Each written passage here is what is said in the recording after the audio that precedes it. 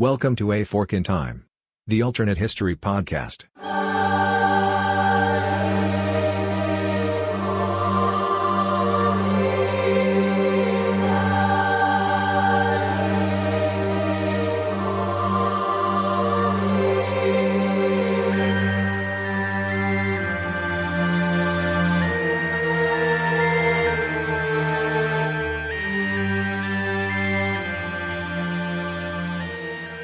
Welcome back to A Fork in Time, the alternate history podcast.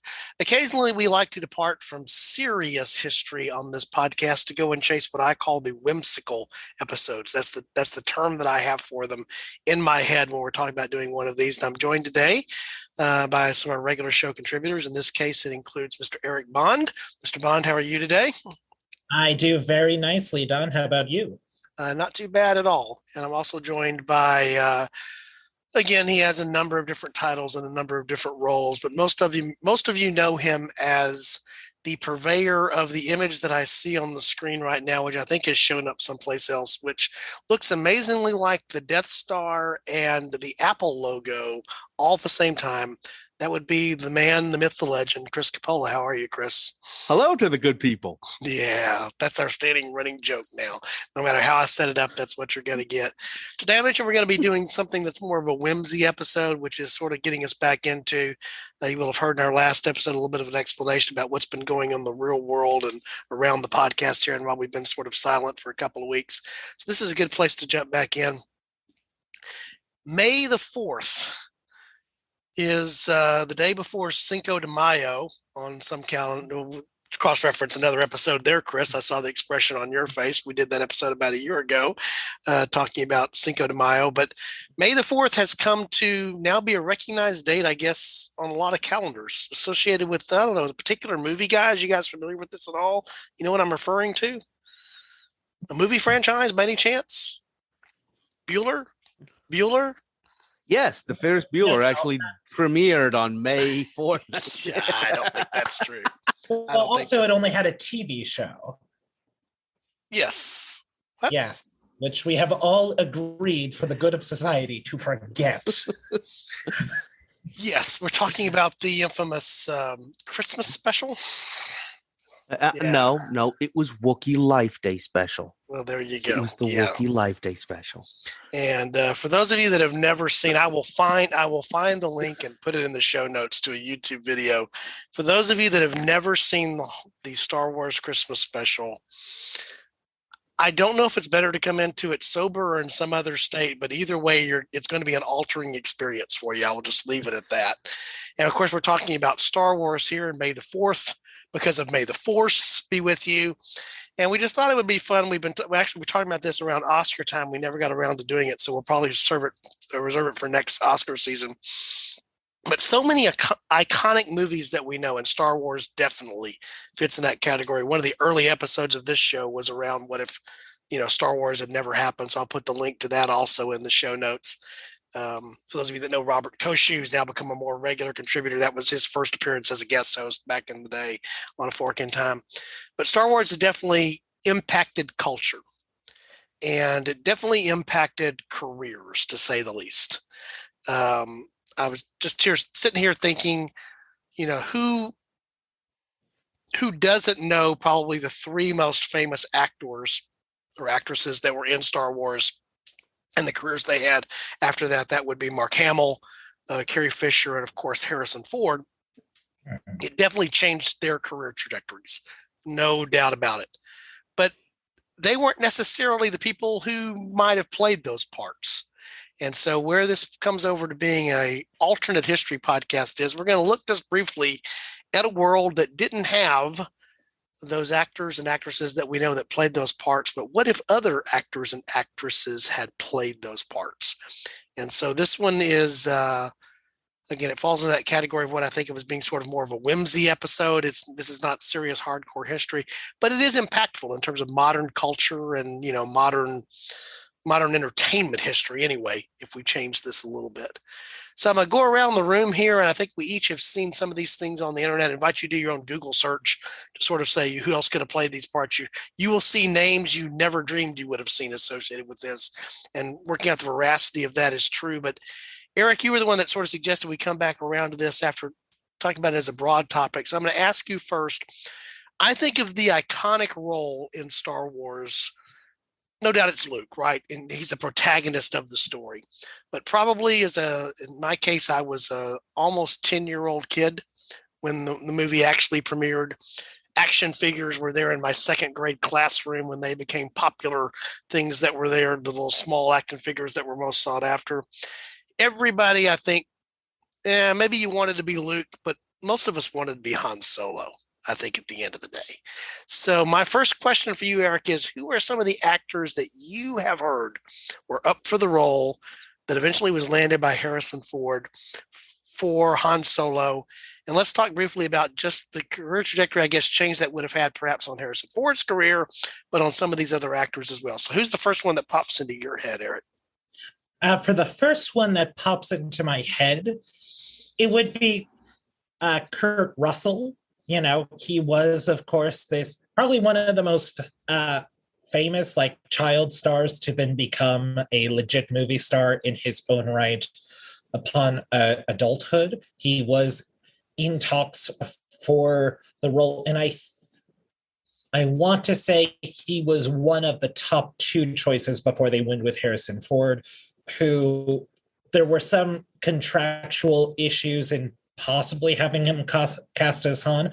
I remember from the DVD set, they had a making of a feature where they even talked about like, yeah, we got Harrison Ford to go over lines, and he would literally be reading as Han Solo for other actors playing like Princess Leia or being considered for Luke Skywalker. And essentially everybody got so used to Harrison Ford as Han Solo, they were like, yeah, I guess it should be him. Contracts be damned. We're going with Han. But I think Kurt Russell would be he would have the charisma. He would definitely bring in that energy. And I think for somebody who did a lot of science fiction projects, he would be able to sell the jargon. George Lucas is not exactly known for his naturalistic dialogue. Let's put it like that. Yeah, so you have somebody who you mentioned been a child, had been a Disney staple for a number of things in I guess kids / almost moving towards tween kind of movies is how I think of some of his, what's there in terms of he was a child actor, but he also growing up into some of these roles later, like the computer wore tennis shoes and the first Russell movie I ever saw, and I was obsessed with that movie when I was 10.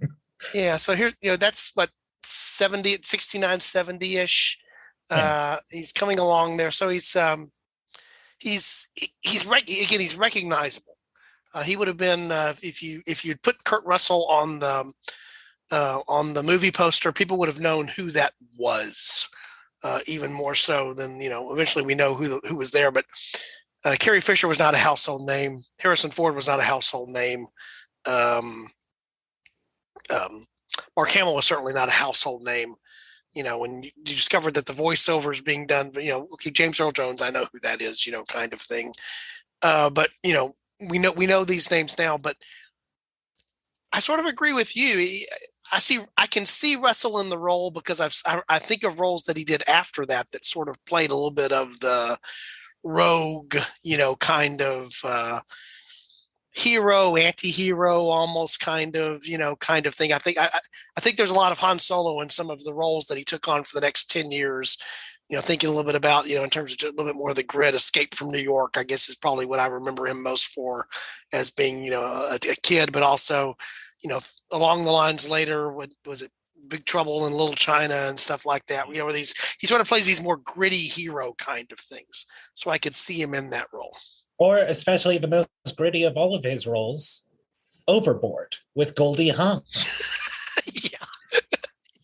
But I think Kurt Russell would be, especially when we look at it from a legacy point of view, is that because he had been in the Disney system, eventually, if the movies do well enough that Disney still buys out the franchise eventually, well, Kurt Russell is a franchise player. So essentially, he might do a better job than Harrison Ford in the newer movies, for instance. Now, I think Harrison Ford probably the best actor out of all of them. I think he's definitely had the most diverse career. Yeah, Yeah. So go ahead, Chris. Yeah, the one thing I was thinking about is somewhat of an aside. In the Family Guy takeoff of Star Wars, the Han Solo character comes on the screen and says, I'm the only one whose career isn't destroyed by this movie, because he has gone on to have such a varied career. And that's something to think about, is that effect of when you break out in a movie that turns into a franchise, do you become... I'm sitting here thinking about Carrie Fisher. She's in the Blues Brothers, and what other movies did she really break out? Okay. Eventually, go ahead, Don. Eventually later, the thing that I most remember seeing her in after that was a movie called Under the Rainbow. Oh, okay. Is it about Dorothy? Not Dorothy. It's about it's sort of a farcical slapstick comedy that's about what goes on around the making of The Wizard of Oz. Okay. In this case, it's managing the cast of actors that were the secondary cast, primarily those that played the Munchkins and other things as well. It's Chevy Chase is in that movie. It's a very... It ain't Princess Leia. We'll just put it that way. Right. So, like, Mark Hamill was in a movie called The Big Red One. I've seen him in. Not much else after that. So it might be, one of those that, hey, this launched some careers, and Disney has certainly been cranking out enough of these movies with these characters that you can make legitimately a career out of playing one of these characters. But this could be where some other careers go to die. Yeah. The thing that I'm, not to confuse my Star Wars and my Star Trek, and I understand the danger in doing so, although J.J. Abrams owns both of them sort of right now in some way, shape, form, or fashion, eventually Leonard Nimoy writes a book called I'm Not Spock. And it's the same thing that you're talking about there, Chris, in terms of, the blessing and a curse of an iconic role can be exactly that, a blessing and a curse. Right. To some degree, Leonard Nimoy is going to have a constant stream of income for the rest of his life. Oh, wow. In fact, what you can't see is that Eric is actually holding up the cover of the book. Didn't know that this was there. Leonard Nimoy. I am Spock. I am Spock. This is the sequel that he wrote to I Am Not Spock. And in the preface, and basically the first chapter is him talking about so I may have gone too far with I Am Not Spock. Right. To be fair, when did that come out? And it's probably back around when J.J. Abrams was remaking this and looking for cameo appearances. But I think, Chris, you hit it on the head in the sense of, this thing can make a career or break a career, depending on what happens here. In the case of, I think for those three, what I think of as being, the primary, the trio of stars, they're at the middle of that. I mean, there's other things that are there because it's two droids and a guy in a big hairy suit, that's playing a Wookiee called Chewbacca. But, you don't, if you ask the average person, what does Peter Mayhew look like? They couldn't tell you because they will probably reference Chewbacca. They think he needed a shave. Yeah. Right. Yeah. And Anthony Daniels and I know his last name is Baker, the guy that was inside of R2-D2 for most of that. They're part of the cast. They're a huge part of the cast. And David Prowse, who actually physically plays Vader, but is not the voice of Vader because of what happens there. Yes, they're all important parts of this universe and this cast that produces the first three trilogy of movies. But the three big are Luke, Leia, and Han, and those are going to be Mark Hamill, Carrie Fisher, and Harrison Ford. And of the three, they've all gone on to have careers, but nothing like the career that Harrison Ford has had. Right. I would say Harrison Ford has the most prolific career. I think Carrie Fisher definitely has a lot of cult classics. In the Name of My Fiancée, Grace, I must point out the classic film with Rick Mayhew, I think it is, which is Drop Dead Fred. Mhm. Which is reviled in some circles, but I love it. And then I think Mark Hamill probably doing the best financially just because he has gotten so engrossed in voice acting, specifically the Joker for the DC animated universe, which was very important to me growing up. But yeah, they've all had various and varying careers. Definitely. Yeah, and so when you mentioned Kurt Russell as an alternative, they're never going to pop back and forth between the real careers and the alternative. Kurt Russell had a career before. He had a career when he didn't land this role afterwards. He's done okay, historically over his career. Would his career have gone in a different path or trajectory? I think probably. He probably would have had a chance at better roles down the road. He may have had more of the Harrison Ford-esque path that he would have gone on to because he had the past success. And then, as Eric pointed out, he's part of the organization which eventually comes back around and buys the franchise eventually, some decades later. But I think it would not have derailed Russell's career to be in this role and it being as popular as it would have been. It would have been an enhancement, and that might have taken him on to other things.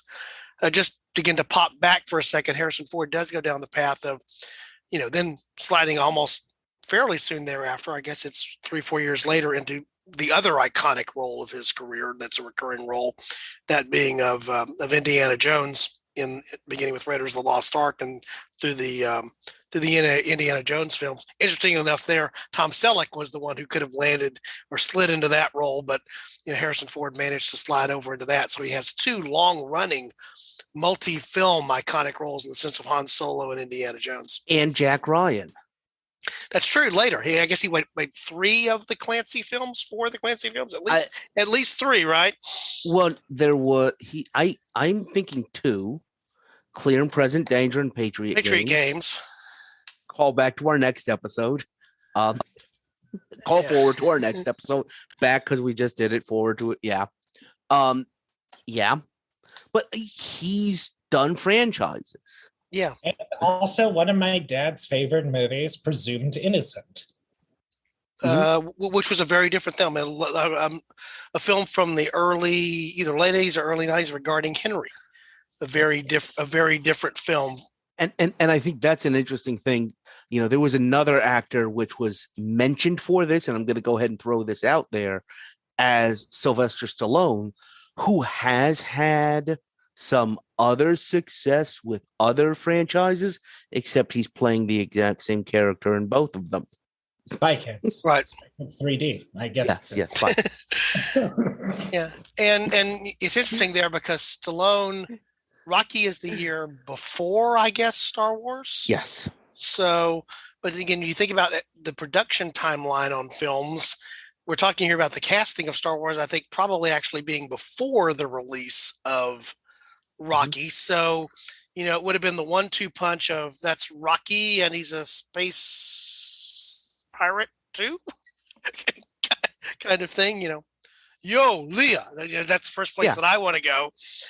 But Stallone is one of the ones that was mentioned there because they were looking for, this sort of, I don't want to call it an ethnic vibe, but sort of a tough guy kind of, not your typical, not your, like I said, the hero that's anti-hero. The anti-hero.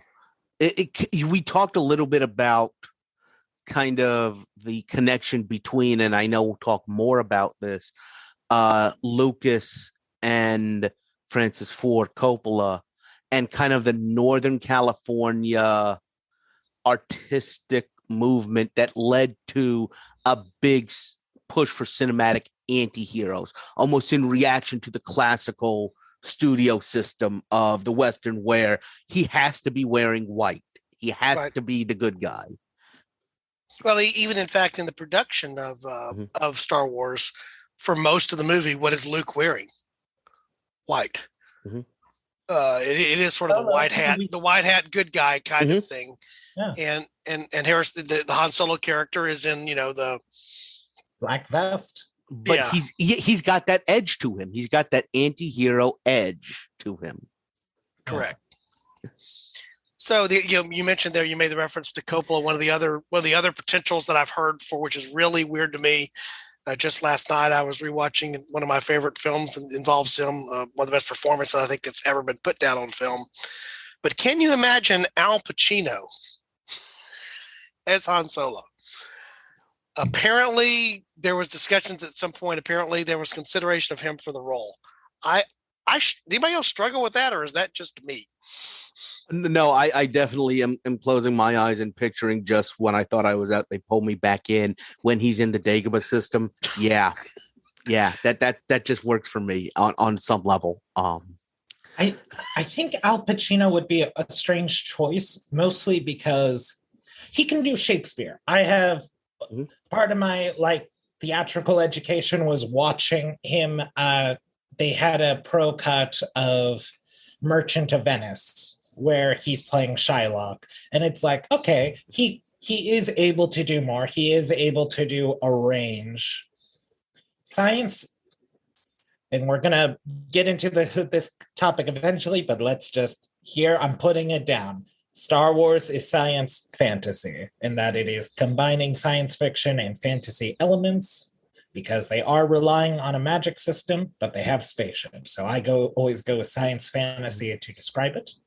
Yeah, I think of it far more as a fantasy film than I do as a traditional, science fiction film. Although it just popped into my head all of a sudden, another Harrison Ford role that I had forgotten about. The role, in Blade Runner. Oh yeah, I still need to finish that. So there's there's another class that being, I think, more along the lines of classic science fiction without a doubt.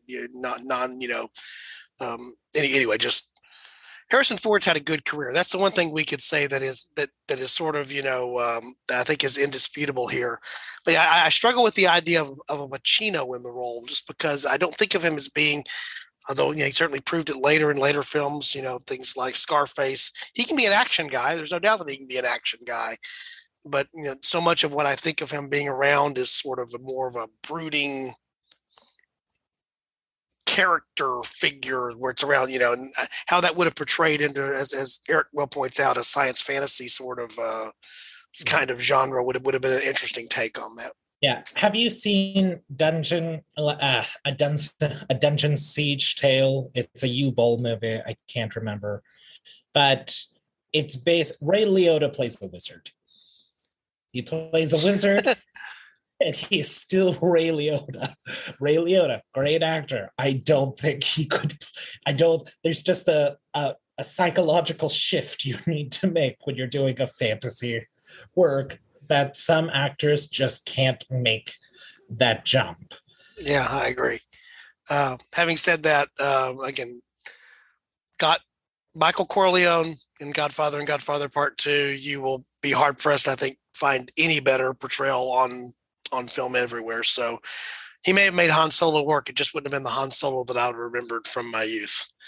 Any other names that you've heard of that just really pop on that role before we jump over to something else? I have one, but it's going to be a whole possible conversation that goes along with it. That's okay. You have anything? No, go ahead. I think I know where you're about. I think I know where you're about to go to, Eric. Okay. If Billy D. Williams had been cast as Han Solo, do you think they would have kept the romance with Leia? That's an interesting question, because I've heard that Williams was considered. That's part of the reason that he appears in the Lando role that exists in the that would be in episodes 5 and 6, the second and third movie. No. For those of you that are mathematically challenged, the third movie, Empire Strikes Back, and then ultimately in Return of the Jedi. That's a great question, Eric. I think it is one of those interesting things to talk about in terms of the timing of when that would have been, the mid 70s.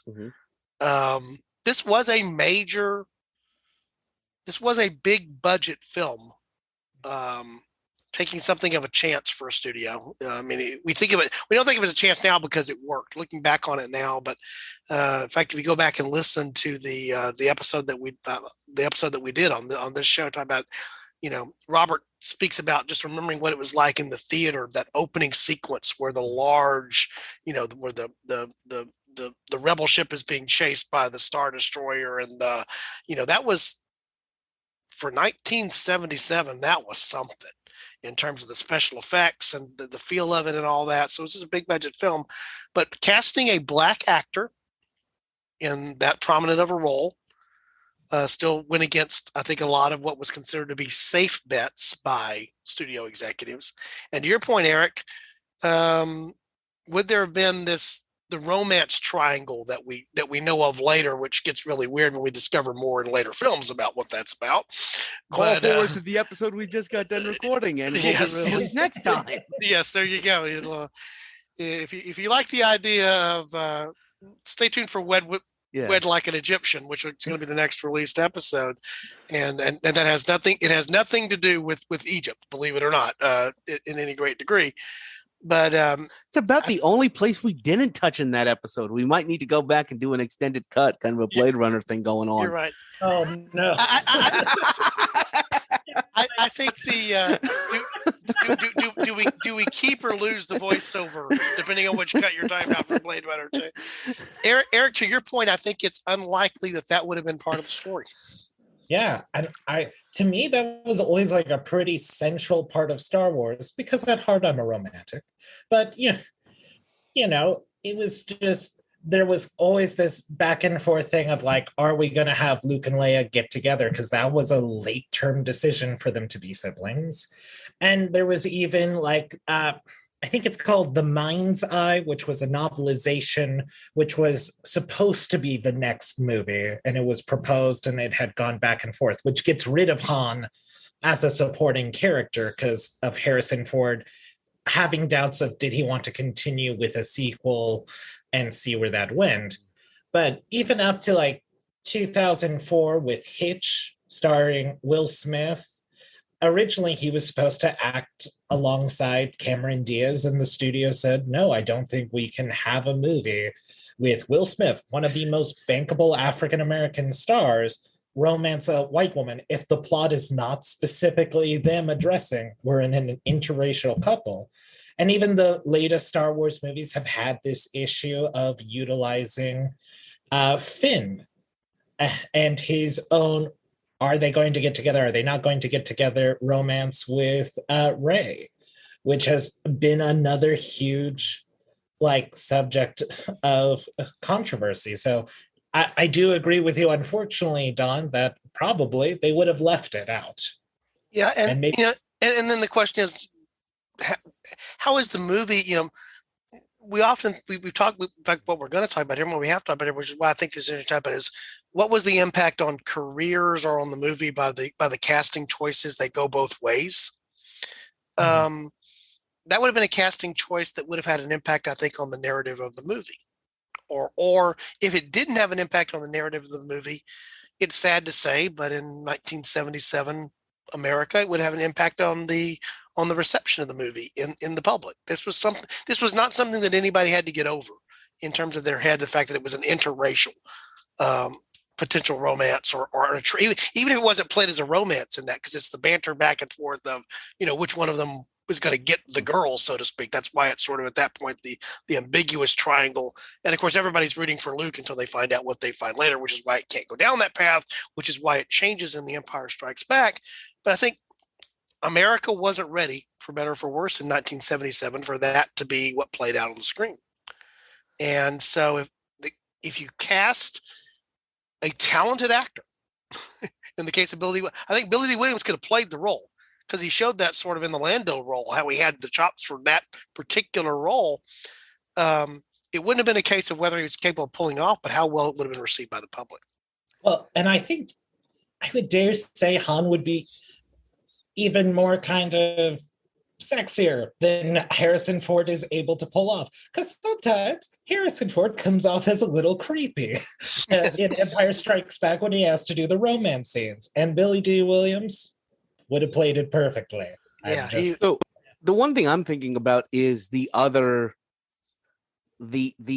side of Star Exploration 5 movies series at this point, which is explicitly Star Trek, which was built explicitly on addressing that issue. And I want to say might have been a full decade before what you're talking about showed an interracial kiss on network television.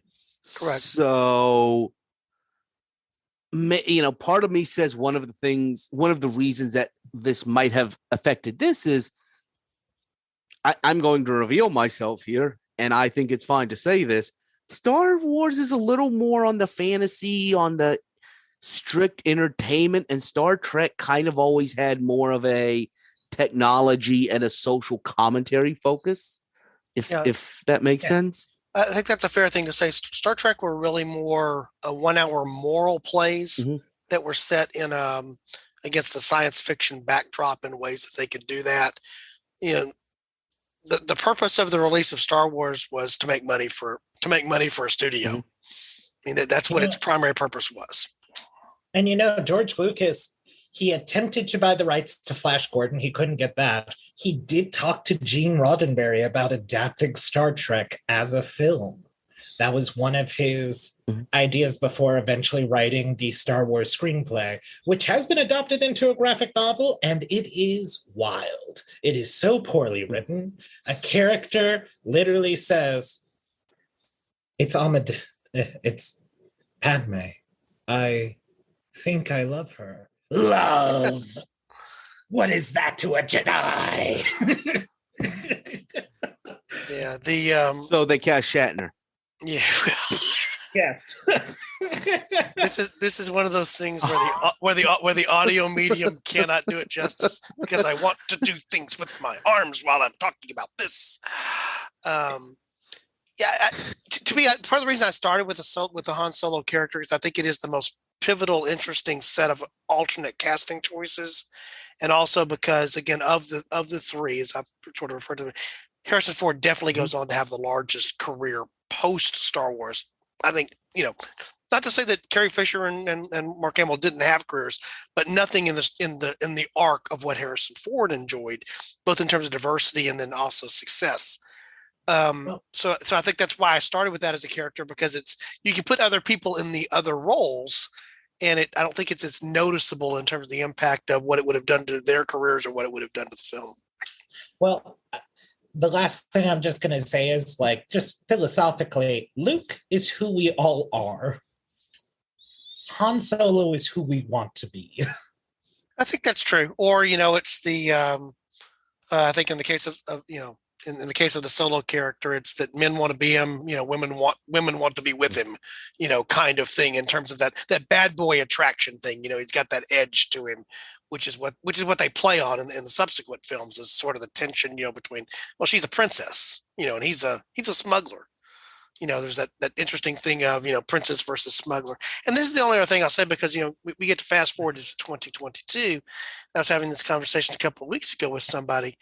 It's very difficult to actually see an advertisement these days on TV that doesn't feature interracial couples, or something where, from an advertising standpoint, this is now something that is embraced in the ad world of, being a broader appeal by having, in some cases it's interracial couples, it may be same-sex couples. I mean, just the diversity of what you see in advertising now is very different. That's become more the norm here in 2022. That was not 1977. And Wow. So, there's been a change that's happened over that. Now I stop and think about it. Now approaching, what is it? That's approaching, is that right? 45, we're at 45 years now. Is that right? Yeah. Well, even from an LGBT perspective, if we want to go with a queer history reading in Star Wars comes out 4 years after the Stonewall riot? Yeah. Against the police. And it's oh, wow. And now we are at this point to where there's a lot greater acceptance and visibility. And it's getting to that point to where a lot of studios are realizing, oh, I just finished Our Flag Means Death, which if you love pirates and you love history, check it out. It's pretty fun. But even with that, where they talk about queer representation, it's like, oh, as long as it's good, people will watch it. But I will get off my soapbox for right now. But so out of all of the Hans we have discussed, which Han do you think will be the primary one? If not Harrison Ford. I'm still going with Kurt Russell. Kurt Russell. The other one that's intriguing to me, which is just sort of a whole different avenue, we don't even have the time to talk about to really unpack it. Christopher Walken apparently read for the role. And I'm trying to imagine Christopher Walken in that role, and I'm really struggling with it. I do think Kurt Russell would have been the one, if he were cast there, of the ones who apparently really had a legitimate shot at being in this role, where it would have had the least impact on Star Wars as we know it. We would have just had a different.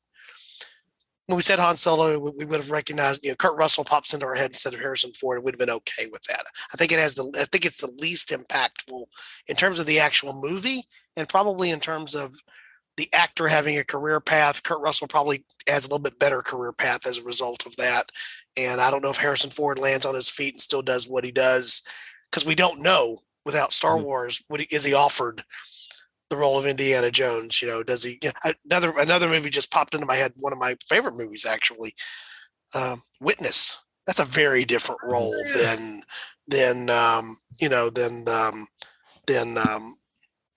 what he plays as Han Solo, or he plays as even Indiana Jones, which is an action role, has an intellectual bend to it. The Jack Ryan roles, as you mentioned, Chris, are what they are. Even when Harrison Ford plays the president, he gets to throw a couple of punches and and throw some physicality around. In Air Force One, get off my plane.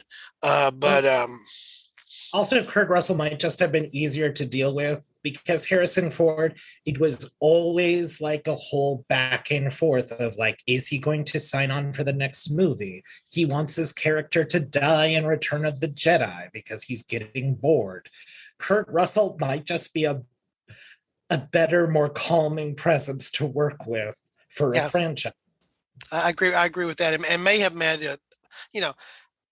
I wonder sometimes would they have liked to have gone beyond a third movie faster than what they did. If you had the cast that was much more amenable to it, for whatever structure that might look like, you might have seen the Phantom Menace or whatever would have been done as the fourth film, Episode 1. No. You might have seen that in the late 80s versus when it actually showed up. No, in the late 80s, it's going to be a crossover film, Escape from Hoth.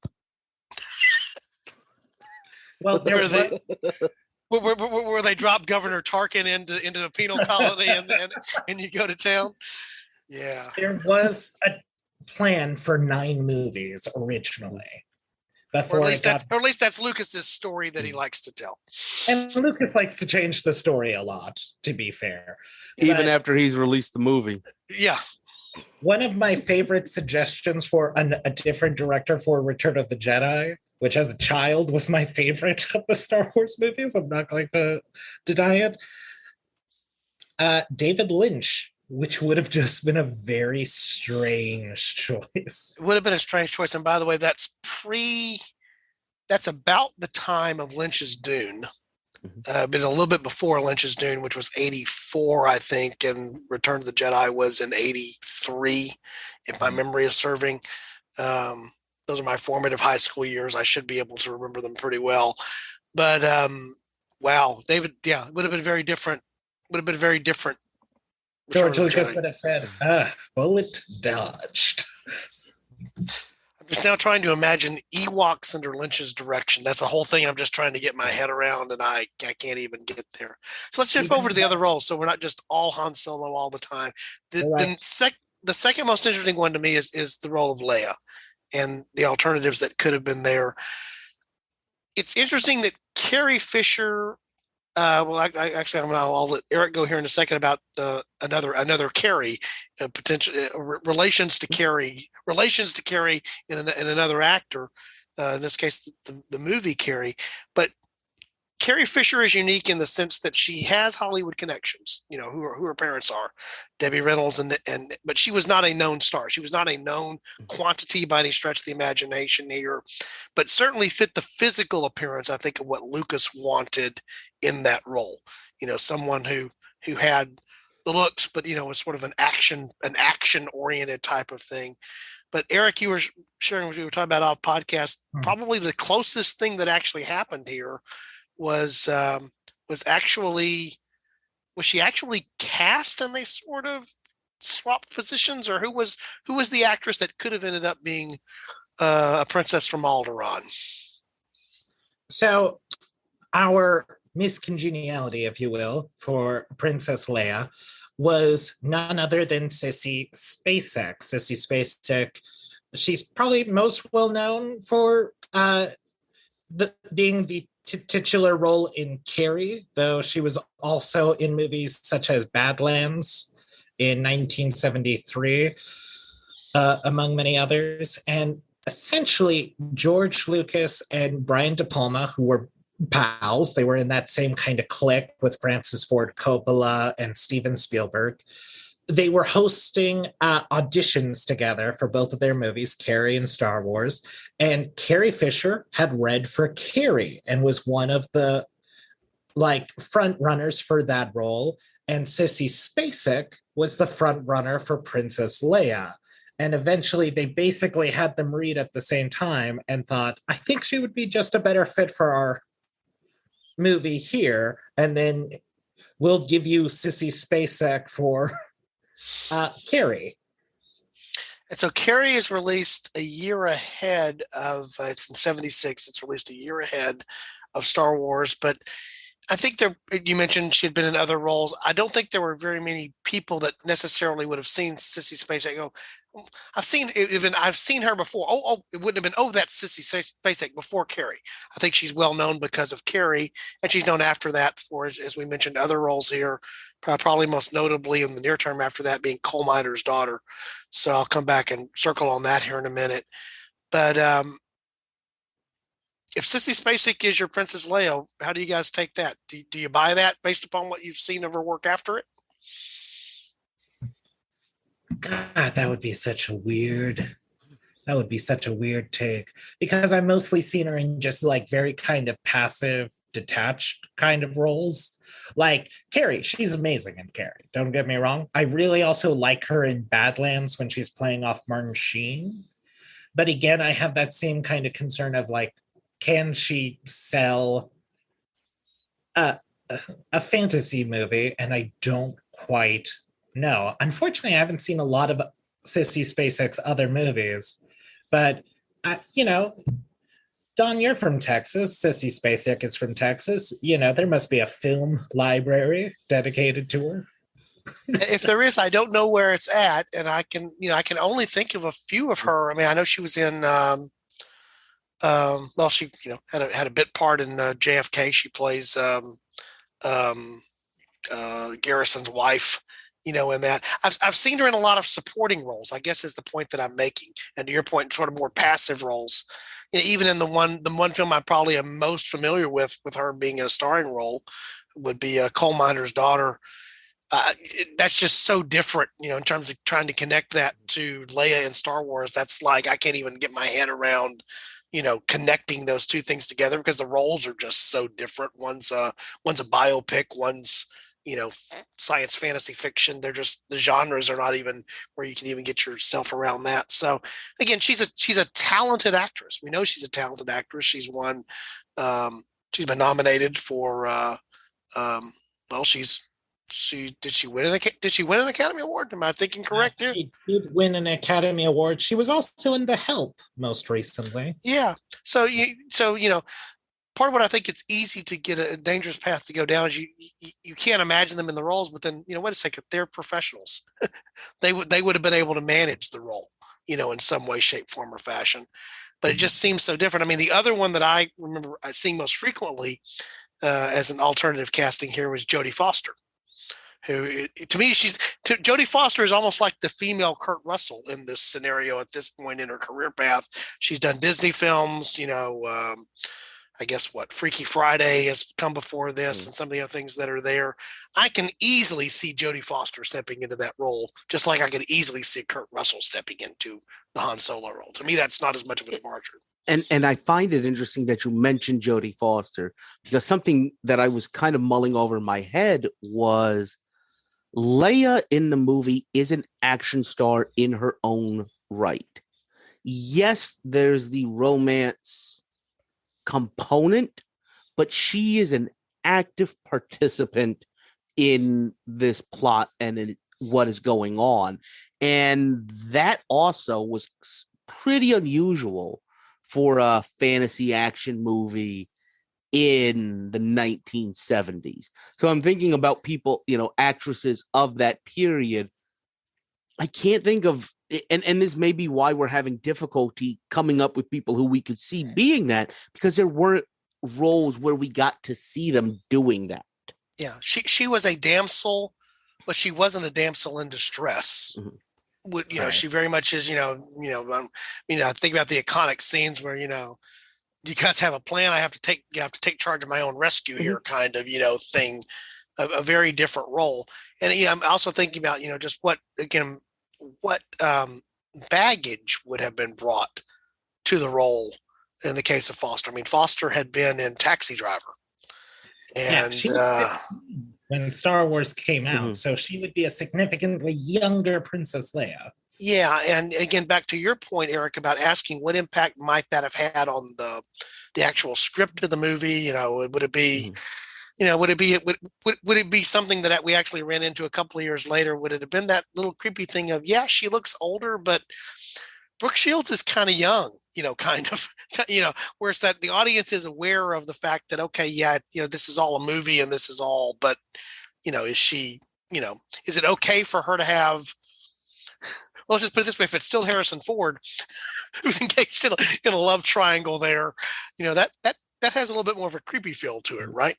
Let's not get into the pretty baby of Brooke Shields. Let's not cross into that zone. Let's leave it be for now.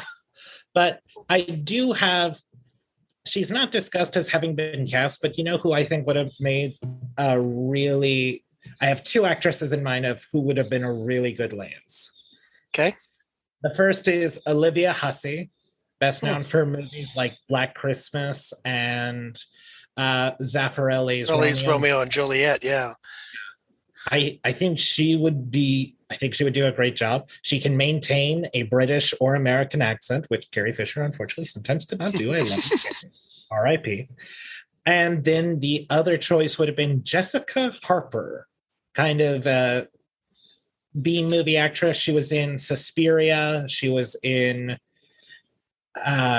Shock Treatment, which is the spiritual sequel to the Rocky Horror Picture Show. She was also in Phantom of the Paradise, another Brian De Palma.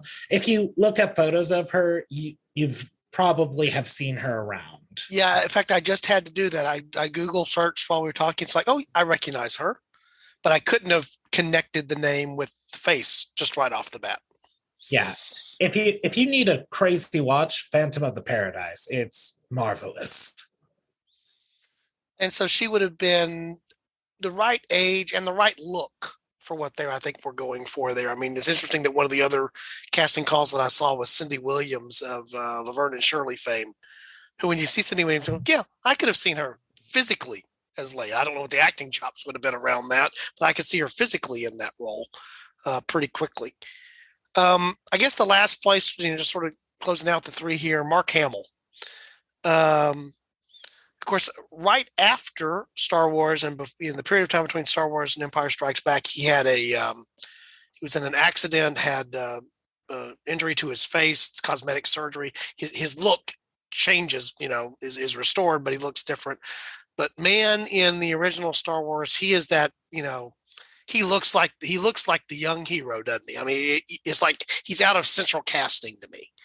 Am I the only one that sort of sees that, or is that just me putting on, looking at it through, the rearview mirror, knowing what he was going to be?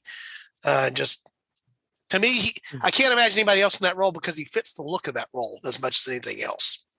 Yeah, he He has that innocence kind of down. And one thing I've always really liked about his portrayal is that, oh my God, Luke is awful to be around. But he's able to bring that growth, and he has that like charisma that he's able to build. And one thing we will probably have to consider when we're doing these alternate castings is just the fact like this was not a they did not have too much of a budget to where they could have gotten the highest earning stars ever, which probably influenced things. But Mark Hamill is an excellent choice. But someone who, in a different world, if they had been just a bit more selfish, could have betrayed him. His roommate, Robert Englund, aka Freddy Krueger. When I saw that note online, I just, again, because again, you know the roles that he eventually did play, so you immediately go there and can't put it back. But yeah, it's I have no words to say for that. I don't even know where to take that, but it's hard for me to even imagine that. And of course, the other thing that jumps out is that we talked about Kurt Russell earlier. Apparently, he was also up for consideration of the Luke Skywalker role. He was versatile, and he could have been either one. He could have been the roguish anti-hero. He could have been, because of his sort of Disney heritage, he could have been the good guy, young, innocent, regular hero type. Yeah, I think he would just look too old for the role in a strange way. William Katt, best known as the greatest American hero, he was also Pippin in the Broadway show. Like, he definitely brings that kind of innocence, but I don't know if it would translate as like, oh yeah, this is a person who's past the point of being a teenager and is just entering the cusp of adulthood. Right. And, the interesting thing that I think to play there, when you think about, we mentioned the love triangle sort of thing here, the way it was played out in the first film before it was altered in the storytelling to go what it was. But there's a certain fit that makes it look appropriate for Mark Hamill and Carrie Fisher to be potentially what's going to come as a couple out of this thing. Yeah. The age, the appearance, all of that stuff looks compatible and looks appropriate. And when you start deviating to some of the others that have been mentioned here, like you mentioned, Kurt Russell would have been older, so that would have been more awkward.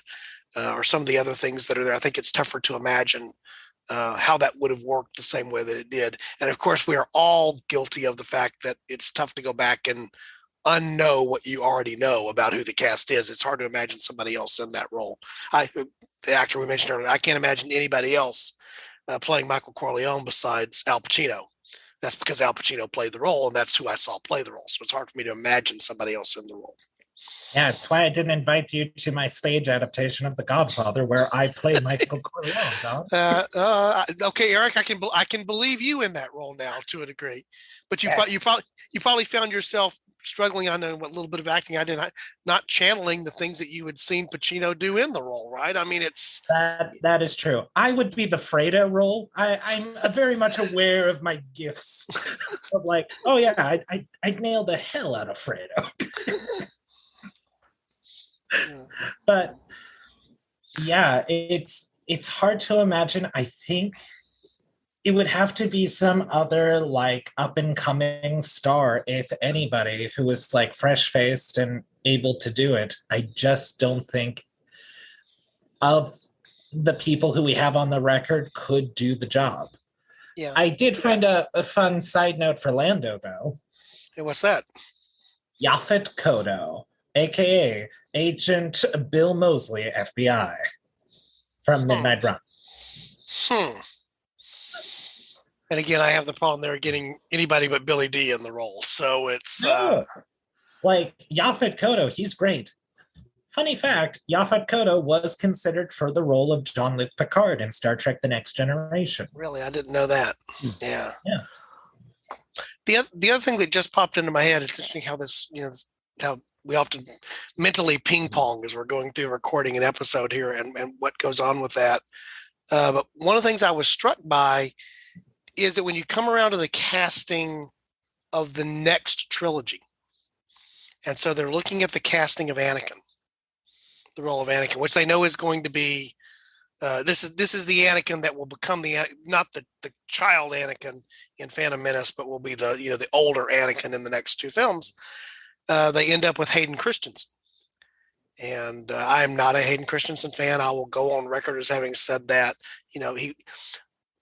What they were shooting to do there was the realization of they wanted to find an actor that didn't have a history where, again, they were looking to cast that new fresh face into the role because they wanted to cast what they had managed to pull off with Mark Hamill. They were looking to replicate with Hayden Christensen as Anakin Skywalker. They rolled the dice and won. I think with Mark Hamill in the original trilogy, a lot of people critically, I think, would say they rolled the dice and lost with Hayden Christensen, with that same methodology being what was driving the casting decision. Is we want to find a face that's not already established that will be the face of this role, no baggage, it's fresh, it's new, and worked out really well in 1977, worked out less well several decades later. Well, I think another main problem that we have to get at is George Lucas is not like the world's best director when it comes to working with actors, and even with his writing of scripts. So, which is as much defense as I will give Hayden Christensen. Maybe he'll do a good job in Obi-Wan, and I'm down to see it. But I have seen him in Shattered Glass, which is really excellent. And I think it has Peter Sarsgaard as a supporting role, and it's about New Republic, whole scandal happening there, worth checking out. But Marcia Lucas, George Lucas's first wife, had been an integral part behind the scenes to helping George flush out the script. It was her idea of what if we gave Han and Leia a romantic interest going back and forth tete-a-tete within the script to maybe humanize them? What if we give Luke kind of an arc of where he's maturing into this role, rather than George Lucas's initial idea of kind of I'm going to have this very stoic samurai character and then give them this very emotional dialogue and tell them act against the emotion. Yeah. And to your point, I've heard that often by critics. So in some ways, Lucas succeeded despite himself, if that makes any sense, in terms of the things that weren't his strengths, but there was enough of the core story here and the timing of when it hit and, the phenomena that it came, that there are things that we look at now that are, the films I think stand up pretty well historically over time, all things considered. But when you go back and look at them now, you realize they were creatures of the 70s and the 80s in big ways. And they would not be made the same way today as they were then. You made another mention here to another film, actually a science fiction novel that's one of my favorites, which is Frank Herbert's Dune. And you look at David Lynch's directorial take on that versus the Denis Villeneuve take, which unfortunately came out during the time of COVID and didn't quite get the box office presentation that it would have otherwise. But I think arguably anybody who knows that story and knows the essence of it would look at Villeneuve's and go, wow, that's well done. That's a good adaptation of Herbert's universe. And Lynch's is just different in the 80s. But it's also the difference of the 80s versus where we are now in terms of how stories are told and just what works in film as well. Brief thing. I did see the latest Dune with my good friend Robert Beale. Shout out to Robert. Love you, buddy. I had not read the book. I was familiar with the story, and I was whispering to Robert as we were in this movie theater pretty much by ourselves, and it's okay, has the movie started yet? We're 25 minutes in, and it's everything I'm watching is very interesting, and I'm keyed into the story, but it's is the action about the film about to start? Also, why do we keep looking at this bull's head? Is it about to speak? Is this a murder by death thing? So yeah. It was a great time, but I see your point. David Cronenberg was also originally approached to direct Return of the Jedi, which also would have been a very strange choice. Yeah, and it's just I referenced there obviously something that's an adaptation. So if you're familiar with the novel and then you go to watch the movie, there's a lot of especially in that particular in the case of Dune, the novel is one of the classics all time of science fiction because it just is. But there's a lot of background and things that are there that are able to be fleshed out in the novel that don't work well in a 2.5 or 3 hour movie, which is why Villeneuve has broken up into 2 films, because he realized I needed more of and we have the rationale to do that. You think about Star Wars sprung onto the screen. Yes, there was a novelization, but the novelization came after the movie. The novelization was of the movie, and that was subsequently what happened. And of course, novels came out after that, but it's a very different way of telling a science fiction story. And a lot of science fiction, even to this day, comes from the written source and is adapted to film or television. Whereas Star Wars was in that unique position of being, it was a movie. It was written as a script. It was intended to be a movie all along. Other things flow from that. But that's why the actors that are cast in the characters become so iconic, because they are defining who the character is by their portrayal, and there's no other source material to attach it to that's not them. There's not, how did you imagine that character to be from the novel? Well, there is no novel. The novel was written as a novelization of the book. I remember reading, I still have, I think over here I'm looking to my left, I still have on my shelf the adapted Star Wars novelization of all of the first of the original movie, The Empire Strikes Back. Those were novels that were written off of the scripts of the movies, not the other way around. And so as a result, when you're reading the Star Wars novel as a kid, like I was, and you see Han Solo, you see Harrison Ford, you see Mark Hamill, that is the character. What the actors brought to it is part of what was there in the novelization versus the other way around. And that's taking us way off track, but I think it's relevant to why alternative casting can matter and stuff like this, because in this case, the actors define the roles, and the roles to a great degree define the careers of the actors. Anything else that you guys want to say just really quick before we bring it around to a close? Well, I was going to suggest, do we all want to give our top 3 for the main trio of who we discussed here? Just kind of what we think would be best. I think that's a good way. List a 1, 2, 3 who you would have liked to have seen. This is personal opinion. And Eric, I'll let you go first since you suggested. Pick a role and pick your 3. Okay. For Han Solo, I'm going to go with Billy D. Williams. I'm going to go with the controversial choice. I think he would have been far more of an elegant scoundrel. That would have been excellent for that part. For Leia, I think I'm going to go with Olivia Hussey. I love her style of acting, and I think she would just make some really great choices. And because Mark Hamill is perfect as Luke, I am going to give you my choice for Yoda. Bob Hope. Yoda, okay. Bob Hope. Bob Hope for Yoda. Bob Hope. I'm just going to let that stand there.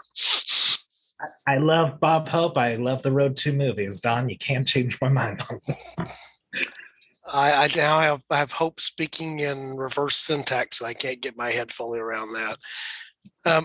Mine for the thing, I think I'm going to go the line of, I think I'm going to go Russell for Han Solo. I think it would have been an interesting choice for the reasons that we've talked about, to have a Jodie Foster in the role of Leia. I think she would have brought a slightly different edge to that role that would have been interesting things to play out. And I'm going to stick with, because I just don't know who else would have been that fresh-faced kid to play the role of Luke, and I think it needed the fresh-faced kid. I'm going to stick with Mark Hamill there, because I just don't know who else would have been in that time frame that I don't know about today. Who else would have fit that's there? I do think it would be interesting. I mentioned this in passing. I don't mention it on the podcast or off, but apparently it's at one point when they realized they were going to need to voice over the Vader character because the dialogue had not been projected well captured in the regular filming. And I think James Earl Jones is the iconic Vader voice, but apparently Orson Welles was considered at some point. And I think Orson Welles would have been an interesting callback to, everything Orson Welles at that point. It would have Star Wars in some ways reinvigorated James Earl Jones's career. Not that he didn't have one before and wouldn't have one after, I think it would have been interesting to see what Orson Welles might have. Could we have had the second coming? Could Orson Welles have been Cher-like in the sense of every time you think he's gone away, here he comes again, reinventing himself? And I like the idea of a 1980 Orson Welles that has somehow come back into the consciousness as a result of reemerging through the Star Wars trilogy and what that might have been. So many more films that way. Who knows? Who knows? Chris, you have any thoughts on that? I like Russell. We didn't talk about it, but just in terms of somewhat time frame and a similar role, Sigourney Weaver is about to do Alien, which is probably, I said there aren't many Leia-ish roles out there. I'm gonna go ahead and say that's one of them. Yeah, Ripley qualifies. Yes. I am gonna softball the ending though to Don and give my interpretation of who should be Yoda, and that's Yogi Berra. Just both visually and yes. I said this was a whimsical episode, so we've definitely qualified. And this episode's not over until it's over, by the way, for those of you playing at home. I'll pull my, and we conclude most episodes with our version of a yogiism anyway, with if you encounter a fork, you take it. So I can live with that. Playing Yoda is yogi. So wouldn't have required much makeup either, now that I think about it. Right. Like when you close your eyes and picture it, no, you can see this. Yeah. And based on his spirituality, Yoda is kind of a yogi. Yeah. He is. It's sort of that's a strange. Wow. Not even gonna. And then of course ultimately we would get the Mandalorian and we would get Baby Yogi, but that's neither here nor there down the road. No, that's Boo Boo. The horror. Yeah. And the last thing I'll say on the one of the reasons for using this is sort of the touch point we talked about being around May the 4th, so we thought it'd be a fun thing to do. And this was a key tenet of the episode that we did early on in the podcast where we focused on this. This has altered culture. This is part of culture now for ever since 1977. You can't, you can say to an 8 or 9-year-old now, Vader-esque, or you reference Vader, and they know who that is. They may not fully grasp what that is. In fact, I'll sort of close on this. I think it's an interesting thing. I was talking to somebody here in the last couple of days. I'm trying to remember what the context was. But they were talking about the fact that they had never lived in a time. They watched the Star Wars movie. They came to the Star Wars coworker. I know who it was. No, it was a coworker of mine. Shout out to Patrick, who's a coworker of mine. Talking about the fact that he got to see his now wife, his girlfriend at the time, watch The Empire Strikes Back here a couple of years ago, and she had never seen or wasn't familiar with the twist of I'm Your Father. And the point being is that he had never known a time in his life, even before he had seen the film, he knew what the course. So this was not a revelation to him in the same way that it was a revelation to those of us that were of that era and saw it in real time. He said to watch it unfold was sort of was an interesting thing to watch, to see someone's reaction to that.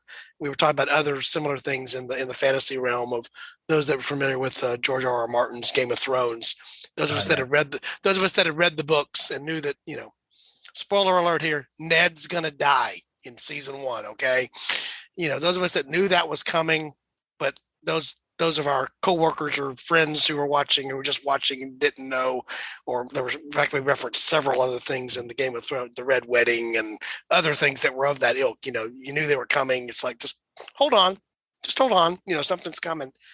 And the reason I bring that up is even that twist, that idea that you twist something in a major way in film or in a serious thing here now, that was unique in 1980, Empire Strikes Back, because then it also did suddenly set up the change for, well, this is why Luke and Leia aren't going to get together. It's now, you learn something else that happens here and what goes on from that. Just the way that it twisted everything. Listen to our next episode. It doesn't necessarily preclude it. Yeah, you'll learn about the House of Fitzroy as we move forward here. All right, guys, I really appreciate it. Anything you want to say before we close it out? Not from my end. We had a good long recording here. You're hearing that this episode will release before the next one. That's why you hear these references to you'll hear it in the next episode, referencing back to the other, because we knew we were going to record this.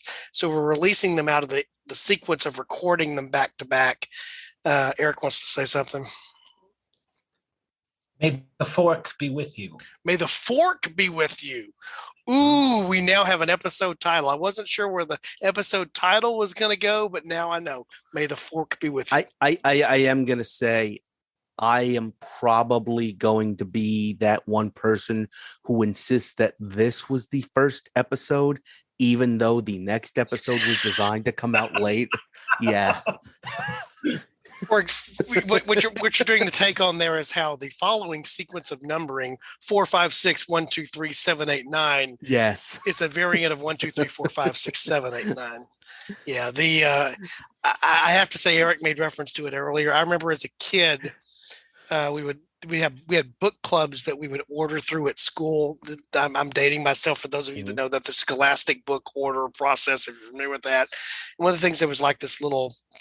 Golly, it was probably 16 pages, almost like a little magazine kind of thing. That was one of the things you could order or you got free. And this was about the time of Star Wars as a phenomenon. This is post Star Wars, before Empire Strikes Back. And so it's like an interview with Lucas. And this is where he was talking about the fact that the plan all along was for 9, the whole, And I think the truth of the matter is they just randomly chose episode 4 just because it sounded good and it was taking off of the serial thing. And it's like you were jumping into the middle of it. I don't think there ever was a real 9 movie plan here, but he, that sounded great. And he wanted to make, 8 more movies if he could. So, because I remember in that interview, it's like, well, one of them could actually explore like the origin of it's like, if you had the story where you talk about what these could have been, because they ended up not being what they were, but I remember what he discussed about there. But I can remember when this is referenced again. It's like the 4th reference to the previous episode that we did, because the other person on that episode was Ryan Cole. For those of you that have heard Ryan on a couple of episodes as well. And I remember going to see The Phantom Menace with like a midnight showing where they had an extra ticket. So I got invited along with Ryan, who was a tweenish age at the time. And so he got into Star Wars in The Phantom Menace period, then went back to pick up the other part. And then I know there's a whole other group that came to the last set of, not as many, but came to the last set. And so this thing has spanned 3 to 4 generations legitimately because of the timing of the trilogies and moving multiple generations along. And as hard as it is to believe, but a movie that featured, yes, I just said it, Jar Jar Binks actually, got some traction. Who'd have thunk that? At least he wasn't played by Michael Jackson. That's a good way to close this one out, Eric, is that's one of the alternate. Apparently Jackson wanted to play the role, which is even you can't make this stuff up. You literally can't make this stuff up. Truth is always stranger than fiction. All right, Eric, Chris, appreciate you guys. We're going to close out the episode here. I'm just going to mention to our listeners, want to learn more about the podcast and delve back into all of our back catalog. You can find that at www.aforkintimepodcast.com. Plenty of places there to give feedback. Even get you some logo stuff. I was drinking coffee this morning out of my Fork in Time mug. So if you want to support the show and represent the show, there's a couple places to do that. Even some Room Where It Happened merchandise is also there. Links for how you can get that. So for Chris and for Eric, I'm going to sign off by reminding our listeners our suggestion is if you encounter a fork in time, we suggest that you take it. Thanks.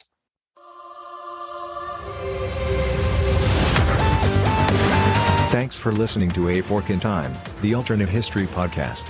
Learn more and provide feedback by visiting our website at www.aforkintimepodcast.com. Connect to us on Facebook at facebook.com/aforkintime or follow us on Twitter at AFIT Podcast. If you want to support the show financially, visit our Patreon page at patreon.com/aforkintime. We hope you will join us next time.